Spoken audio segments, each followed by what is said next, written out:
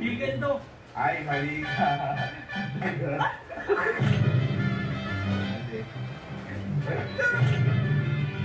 Ay, ay. So, meron na naman tayong gagawin kabalastugan ngayong araw, kaya medyo excited ako kasi mahirap yung proseso. Paano ko itong ginawa? Pinag-isipan, pinagtaluhan, ginawa, kinuha. Kasi ito, kung papasin niyo, ito na siya. Ayan. Meron tayo dito parang karne. Ayan. Napanood ko lang po ito sa TikTok. Ito. Kapay. Ayan. Parang yan. Yan. Ngayon, ito, yung pinapatingin niya na yan. Kaya sabihin ko, ay nagpatingin-tingin siya.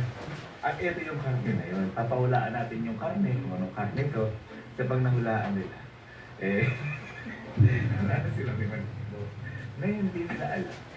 Yung karne kasi na to, ito po kasi, kinakain talaga to at famous to sa Nueva Ecija, sa Bulacan, inaadobo to. Ito po ay yung dagang buko. Dagang buko. Oh, salam ko na inisip nyo. Alam mo na inisip nyo kanina, paano yung mga hindi ibang kumakain. Mga mamang siya, lang kayo. Kasi, ito pong mga to, yan, chicken talaga to. Okay, chicken talaga yan. Ngayon, ito papakita ko sa inyo, yan. Yan, chicken talaga yan. Ngayon, pinalagyan ko lang ito ng bacon para mukhang maging malinan. Kasi, ito lasa na to para ng chicken, yung talagang buffet. Kasi, sabi ko nga sa inyo, dito sa Nueva Ecija, sa mga Bulacan, inaadobo to, binibenta to sa palengke. Kaso, ang ginawa ko kaya sabi ko, medyo mahirap yung proseso. Yung tropa namin sa palengke, kinausap yung nagbebenta ng ganito kasi hindi siya panahon, mahirap pumuli. Ngayon talaga dapat to, tinatanggal na yung sa ulo, sa bundot, nakabuka na, ganyan. Ngayon, ang sinadjust ko, huwag na tanggalin yung ulo, parang linisin na lang. Kaya ginagawa natin.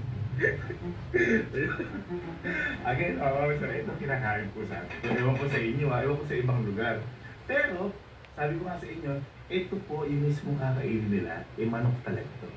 Lilinangin lang natin yung isip nila kung ano yung reaction nila. Manok to, nilalagyan ko ng parang konting asin, konting magic sarap, habang pinapakulan. Okay? Hindi ko doon. Kasi tingnan nyo kasi ang lalao.